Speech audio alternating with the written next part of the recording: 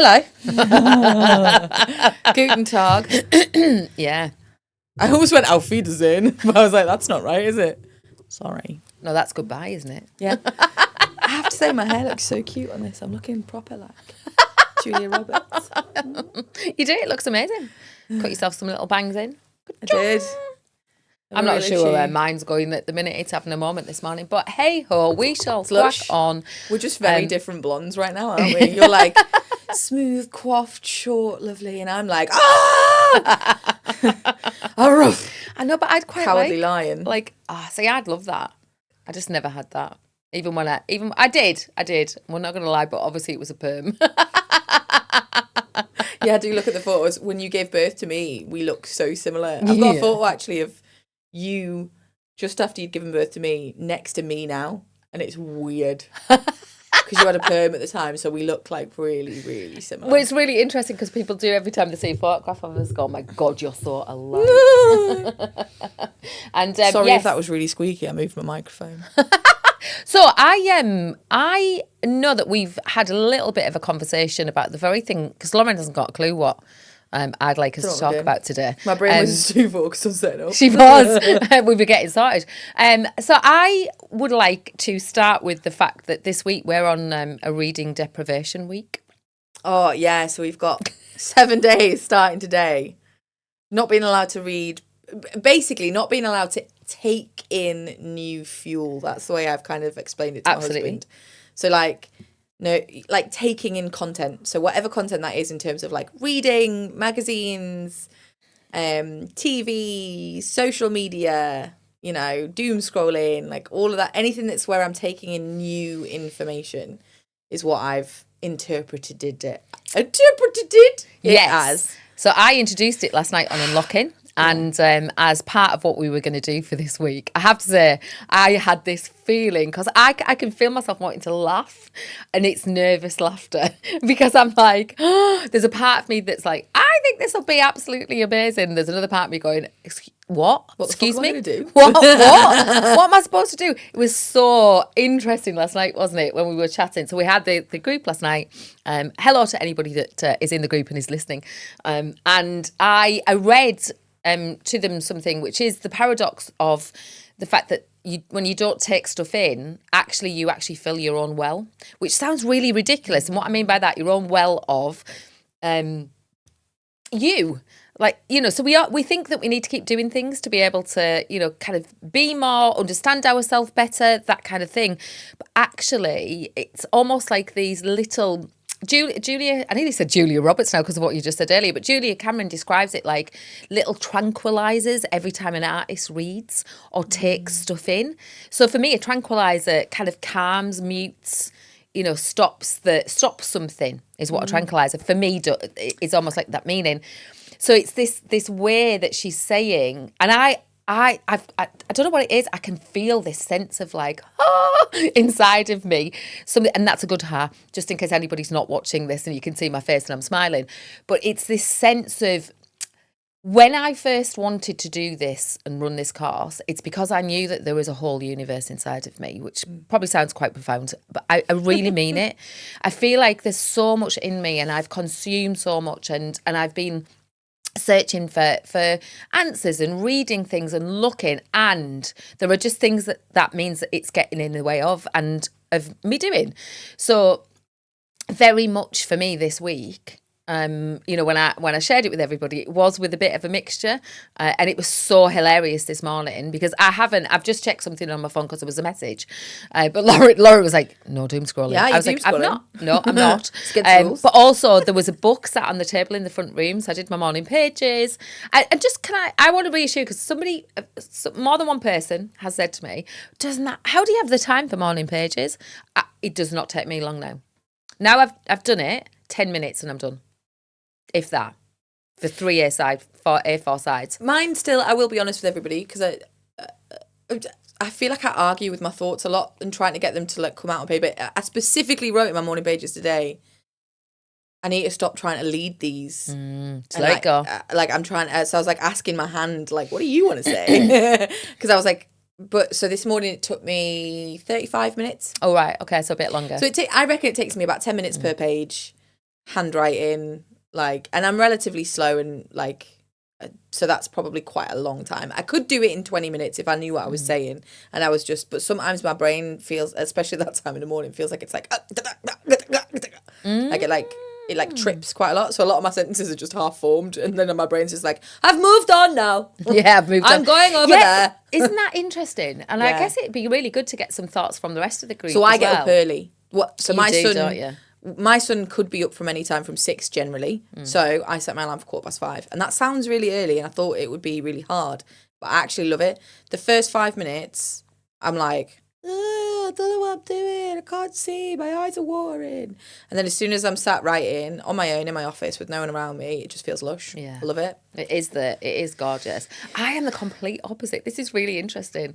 You've just said that, like the jump. My arm hurts by the time I've written my first page because I'm writing that fast. And I laugh in my head because it's like it just needs to get out. I'm just like, and I'm like, whoa.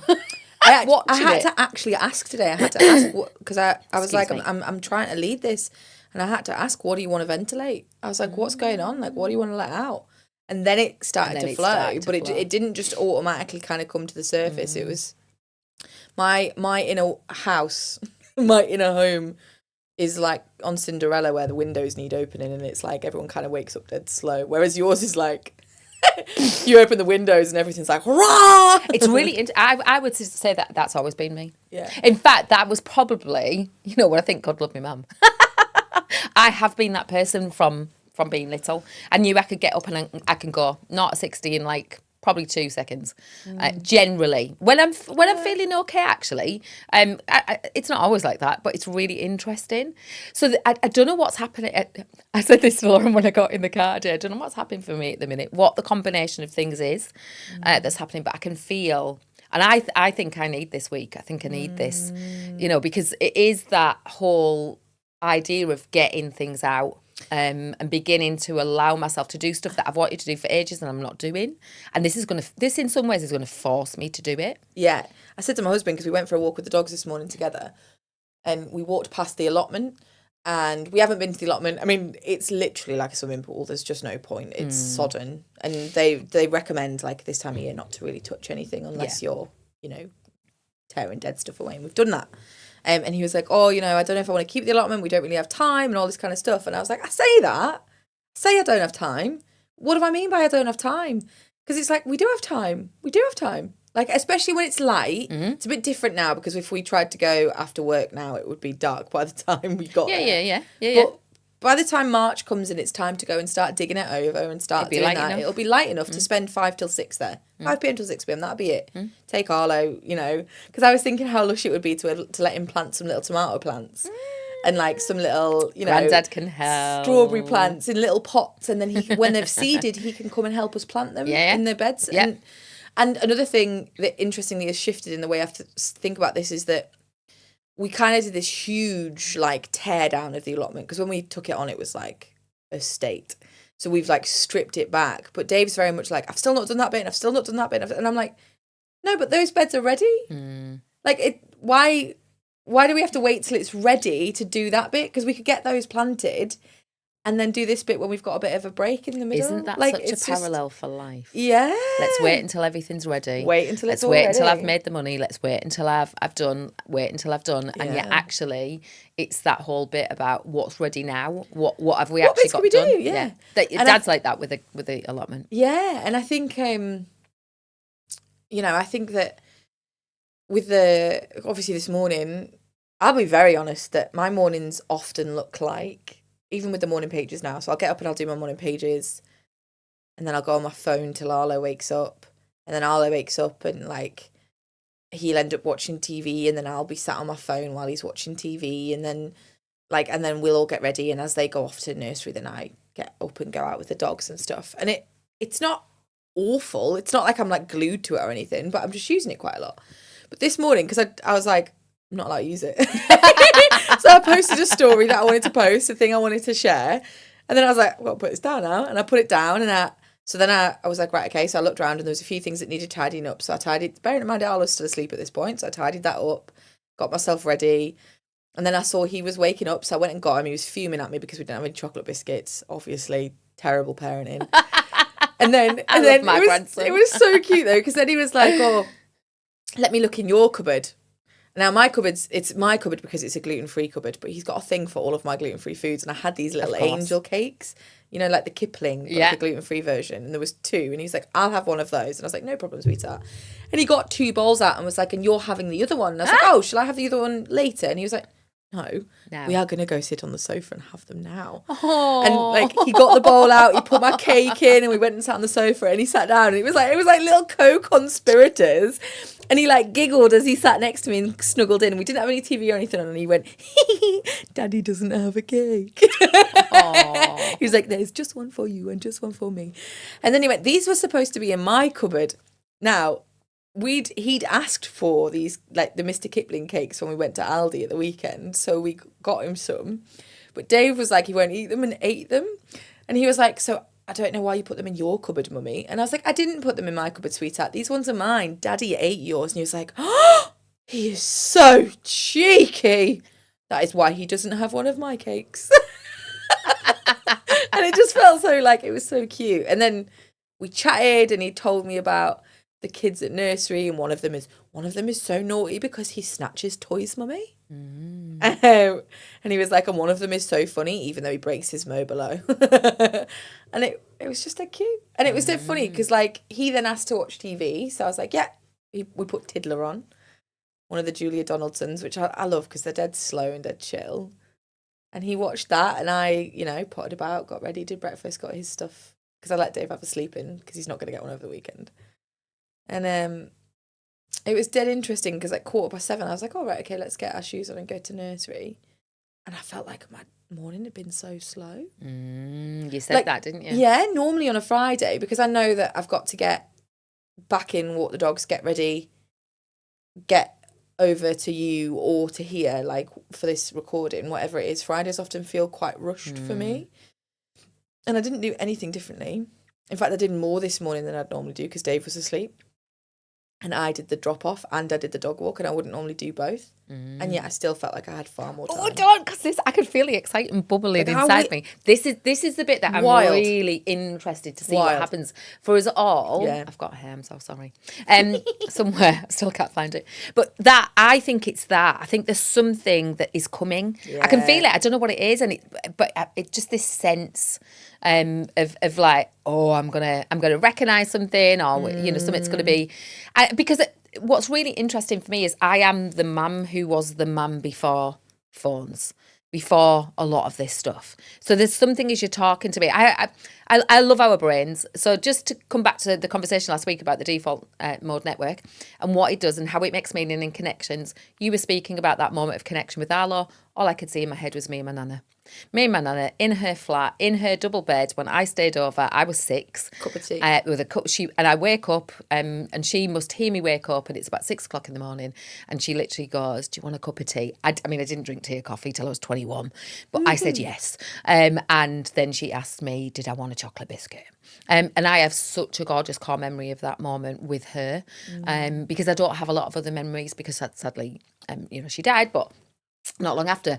But that moment, but I was really fascinated. I'm noticing more what my brain's doing, giving it the space to make meaning, to make connections, to slow myself down, because I think that for me is really interesting, because the more that I'm doing that, we had some real fun last night, didn't we, with some questions. I mean, I'm saying that everybody seemed to have fun. I'm not presuming we all had fun, but everybody was laughing. I know somebody went, this is brilliant. So I was asking people about, it was quick fire questions. Yeah. So write down the first answer you had in your head.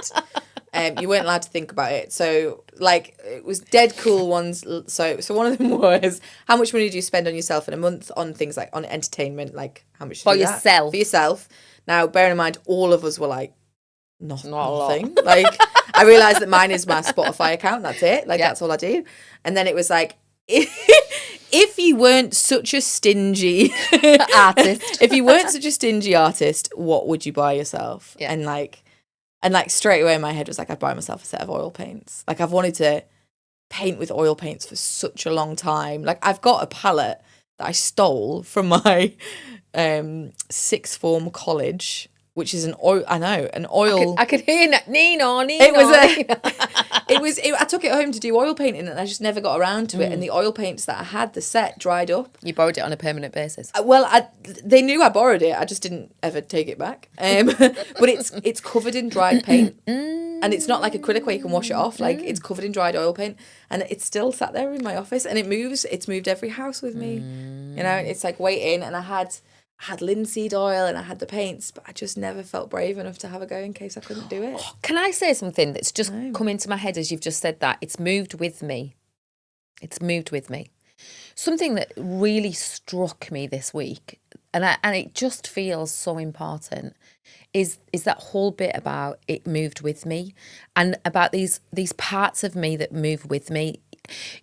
I have heard so often, and particularly because of the amount of grief and the amount of stuff that we've experienced, where where people have not specifically said it to me, but I hear it all the time about you need to let things go, you need to let things go, and I am really fascinated by this fact that for me, that would be letting go parts of me.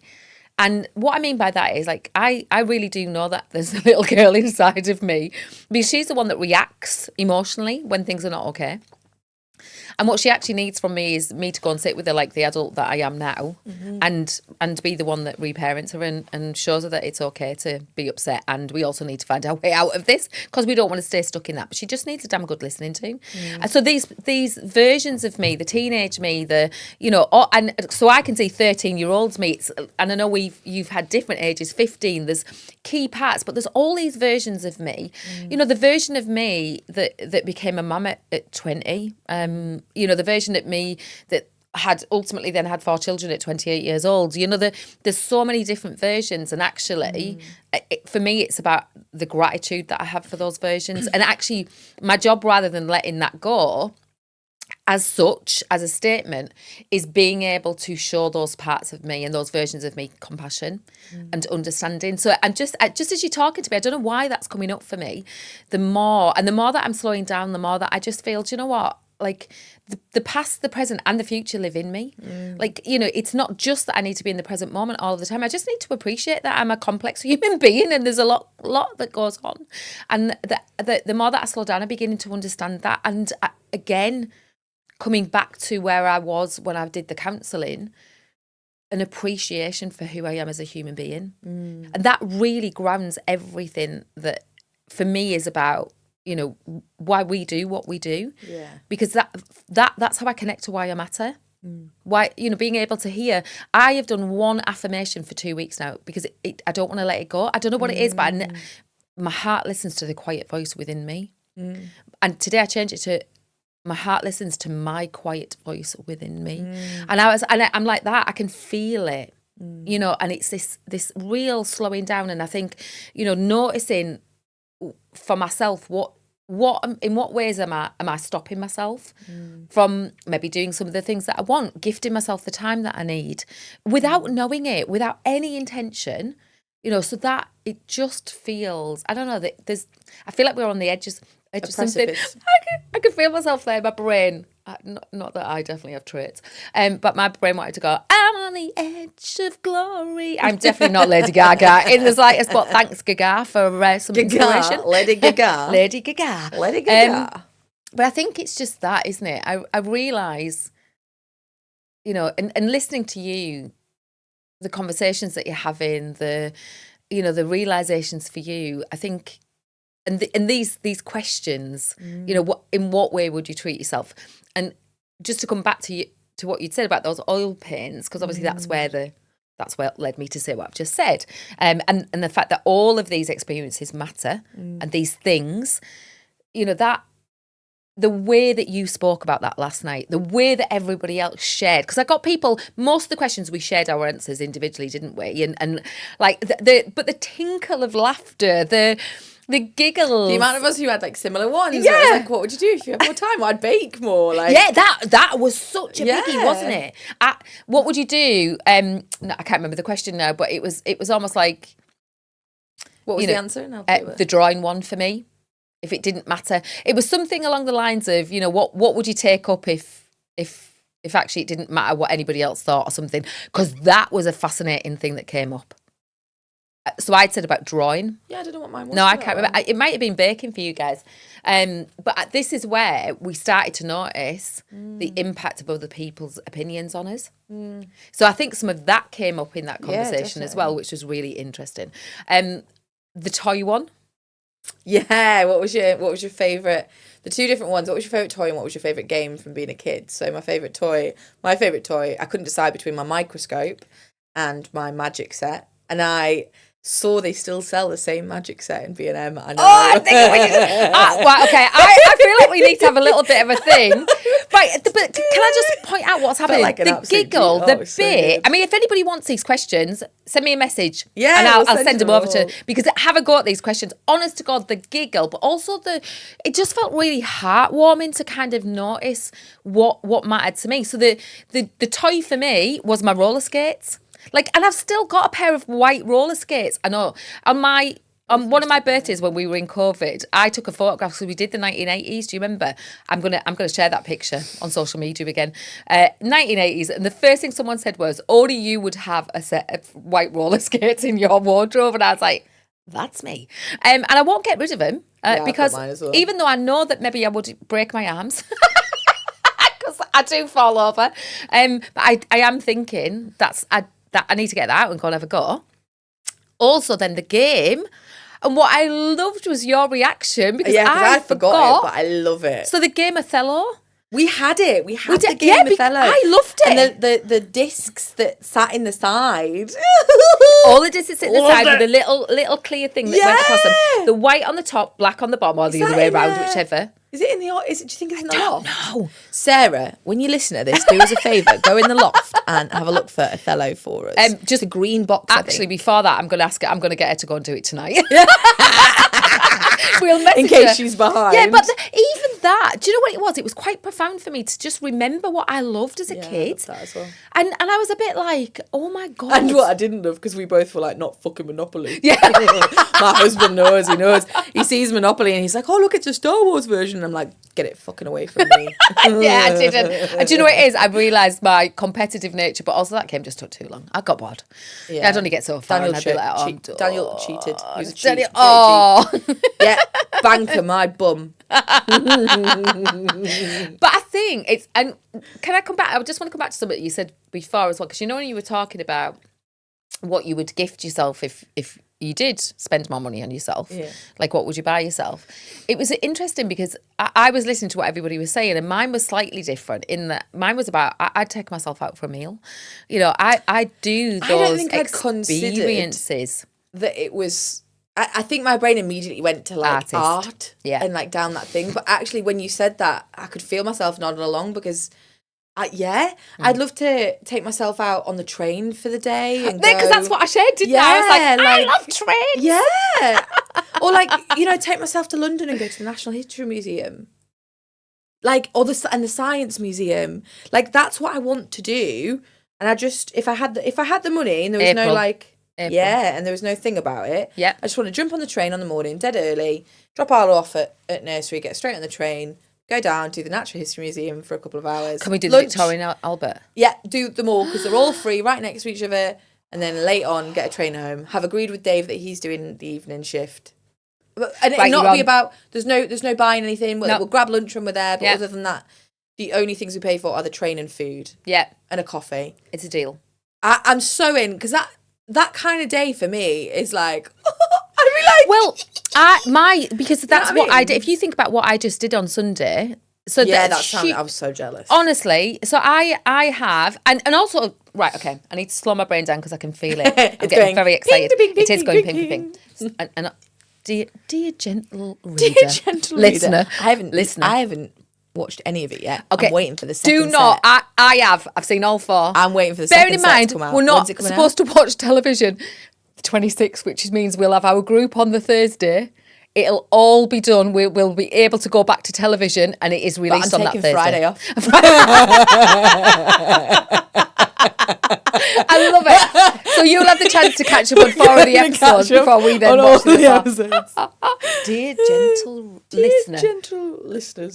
Can we call you that? No. Anyway. Look, right. Hang on. The more we spend time in this podcast, the more Two Blondes, One Brain cells make. No. But also I've lost my train of thought. Slow down. Well, Museum. You went out on Sunday to the Contemporary. Thanks. You're welcome.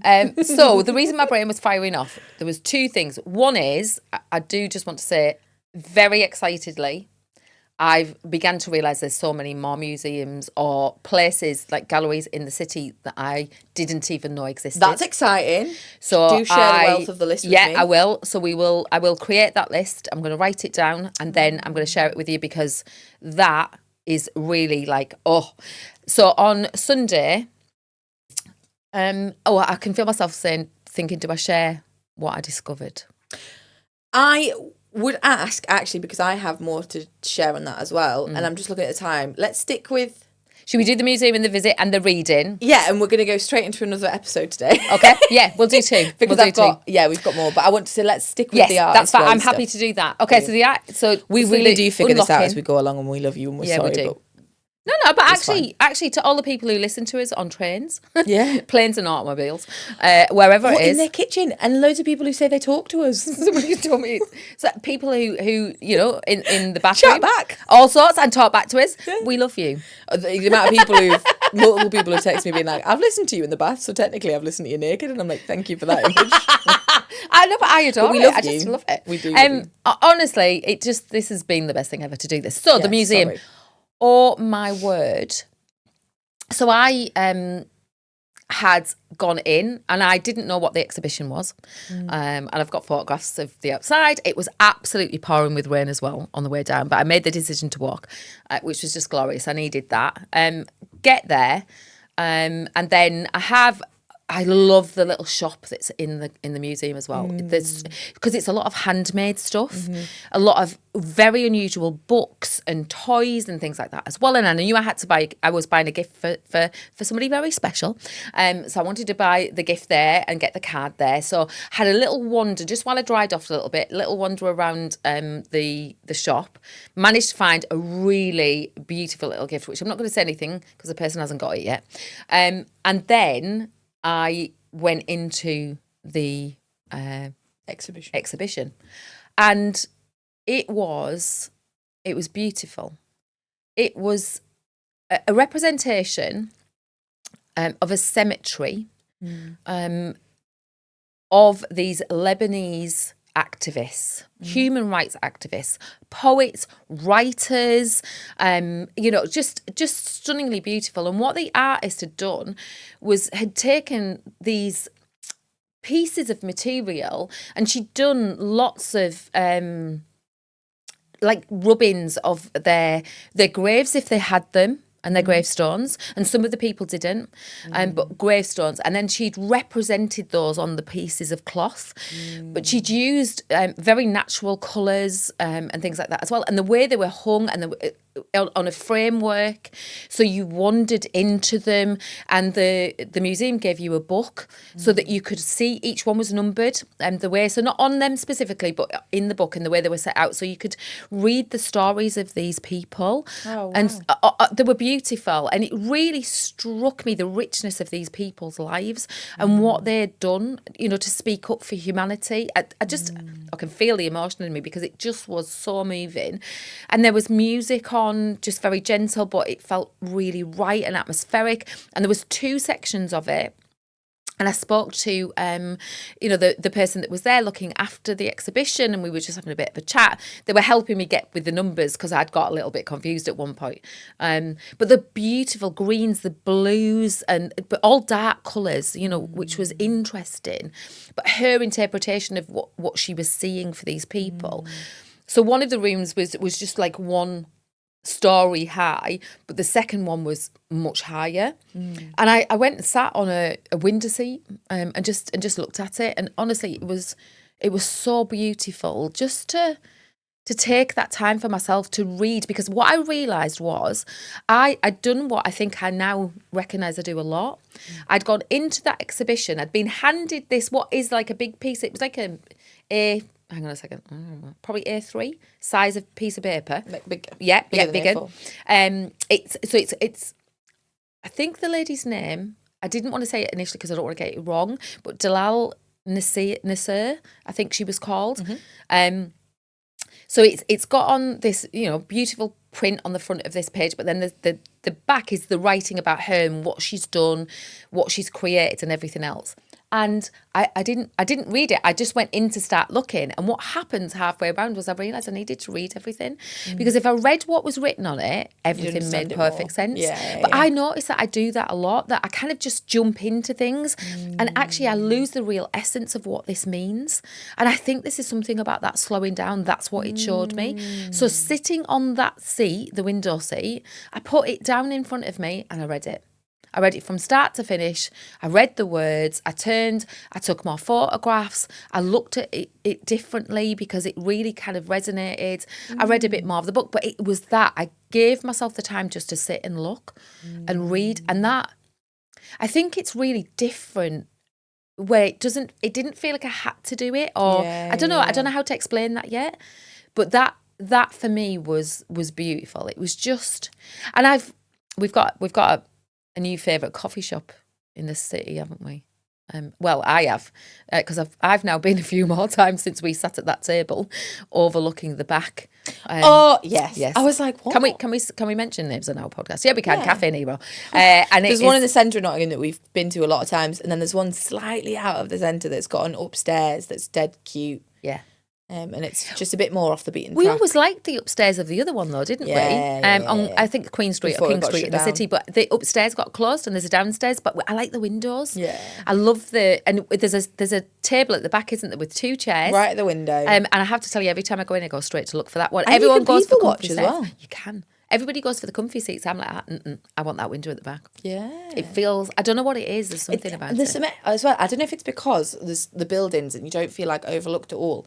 It feels like my own little world. Yeah, it does. Like in that little cubby. I love it. Yeah. I went there a couple of days ago to do some more, just kind of get writing and sorting after a busy day. But yeah, I suppose my whole point for wanting to have this conversation was about,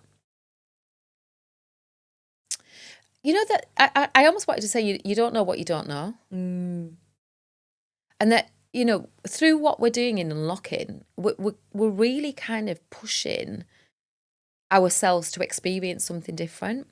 And there's a whole load of suggestions, isn't there, for what we could do differently, which has made me giggle because I've got to tell you that we're going to spend the day together, aren't we, until later tonight, which I'm so excited about. And I've brought my knitting. I have made 2 hoods already since we went to Norway last year, and the first one it was okay. The second one I used 2 lots of wool and it was too big for me personally.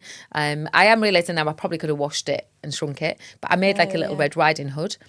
So I've bought my red wool and I'm on with doing it, but because of the fear of getting it wrong and this not turning out right, I've literally done the top part of the hood and I've stopped. And it's like I can't let myself go back, but I want to do it tonight. I always wonder with situations like that how often we do that without realising that's what it is, without realising that's actually what was stopping us all along, kind of thing. Like I didn't realise that, because obviously I think everyone knows that I love to paint, but I very, very rarely start with a blank canvas. Like I very, very rarely start with something that I haven't planned out or seen and been inspired by, or an image of someone's pet that I'm like creating from or whatever it is. Like I'm more comfortable copying in some, like I don't just straight up copy, but no you know what I mean, like an interpretation. Whereas there's my artist date tomorrow, which I've planned for tomorrow specifically because my husband and my son are away, is my friend who I had the meeting with sent me a song and was like, I'm just getting told that you are supposed to paint to this song.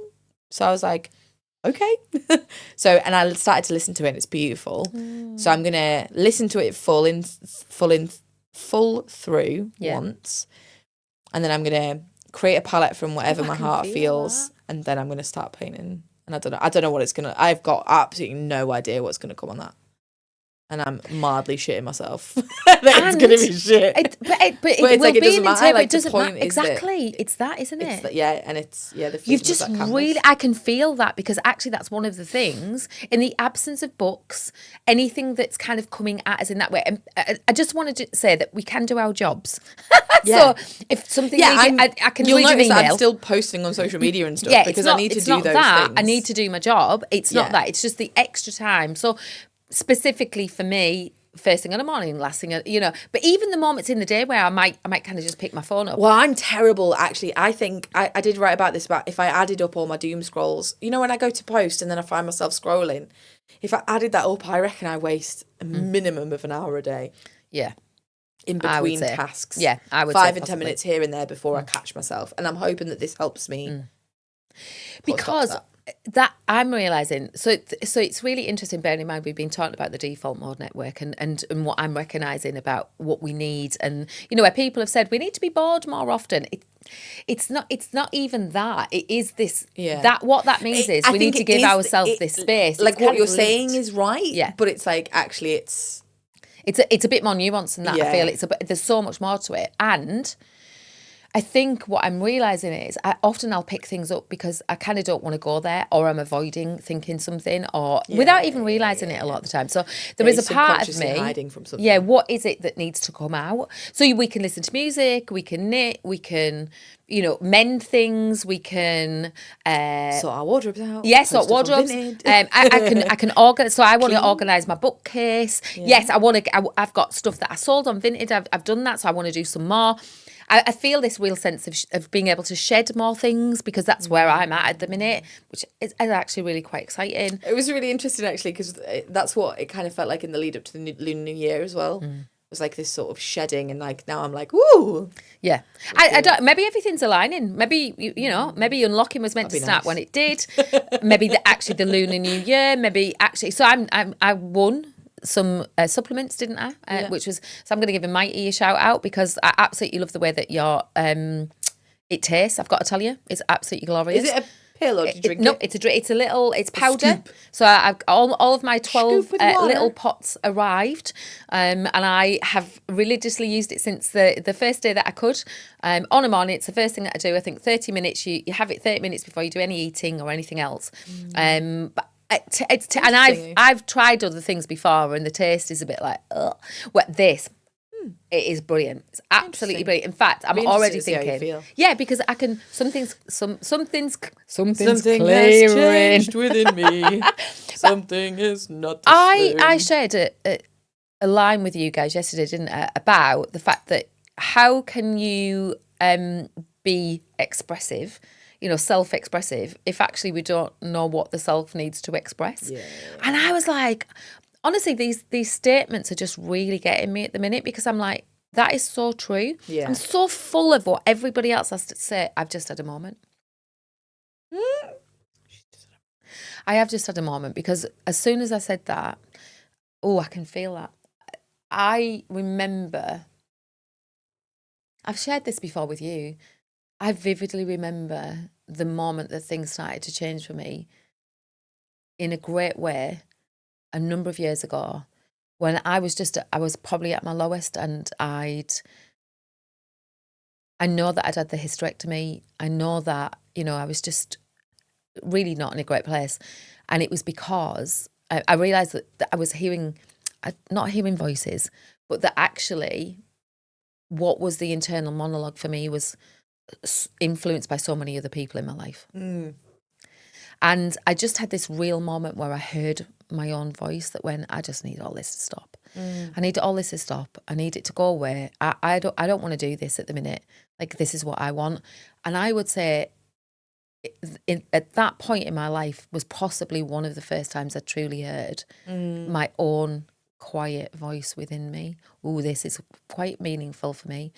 And I realised that, as well-meaning as all of those other people had been in my life or not, I needed to listen to my own voice.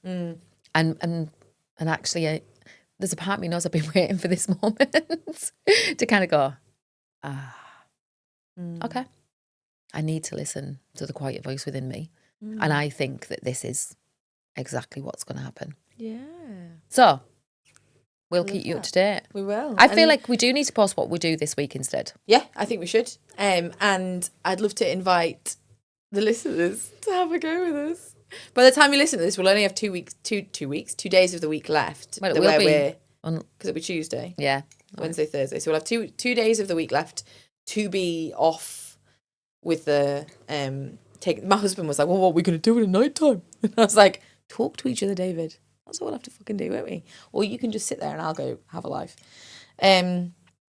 So yeah, if you want to do it with us for 2 days and then let us know how you're feeling. Yeah, I haven't set your dad up yet. It'd be quite interesting. I haven't told him. Yeah, well, but I'll figure it out, won't he? Well, he will. And also, this is for me. Yeah, I said to Dave, I was like, you don't have to do it. Like, I'll just potter off and go do whatever else I'm going to do. And then it'll be Dave's thing to work on because he struggles. If I'm cleaning, he feels guilty. But that's not mine. I ain't carrying that anymore. No, that's not yours, that's his. So that's it. Yeah. Right. Yeah, really. Thanks for listening. Again, as always, yeah, thanks for listening. Come and tell us your thoughts. If you want the list of questions, I'll happily share that. Yes. So send me a message And I'll send it I over. will find the name of the artist at the Contemporary and I will put just it to in make the show sure I've got notes, that. Yes. so that you can have a look at their Yeah, work and as if you're well. in Nottingham, 100% recommend going along to Contemporary. It is free to go into the exhibitions. Yeah. They do ask for a donation, if you can. But yeah, it's beautiful. Well, have a glorious week, humans. We love you. Yeah, take care. Bye. Bye.